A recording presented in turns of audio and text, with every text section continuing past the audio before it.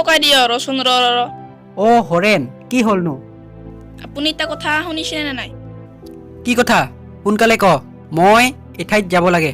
কালি বোলে ক'ৰবাত বাচ্ছা এটা জন্ম পায়ে কথা কৈছে, আৰু বোলে দাঁতো আছে, আৰু চাকি 300 জ্বলাবলৈ কৈছে বোলে। তেতিয়াহে আমাৰ পৃথিৱীখন কৰোণা ভাইৰাছৰ পৰা ৰক্ষা পৰিব। ঠিকেই, অসমত অপপ্ৰচাৰ চলোৱা মানুহৰ অভাৱ নাই। এই সঁচাকে কৈছো, কালি মোক এজন মানুহে কৈছে। হ'ব বন্ধ কৰ, তহঁতৰ এইবোৰ অপপ্ৰচাৰৰ কাৰণে জনসাধাৰণৰ কিমান উপকাৰ হয় জানা? তহঁতে বেলেগৰ এই কথাবোৰ বিশ্বাস কৰি কিয় অপপ্ৰচাৰ কৰি ফুৰা? এইবোৰ বন্ধ কৰা, অপপ্ৰচাৰ বাদ দিয়া। এটা শিশু জন্ম পাই জানো কথা ক'ব পাৰে? মূৰ্খ চব। ককাই দিয়, মোক ক্ষমা কৰি দিয়া, মই কথাবিলাক মনে কৰা নাছিলো। আমাৰ নিচিনা মানুহৰ কাৰণে জনসাধাৰণৰ বহুত উপকাৰ হয়। আজিৰ পৰা আৰু এনে ভুল কেতিয়াও নকৰো। কথাবোৰ বুজি যে পালা তাৰ বাবে ধন্যবাদ। এতিয়া যোৱা আৰু বেছিকৈ ঘূৰি নুফুৰিবা। হ'ব দে, যা।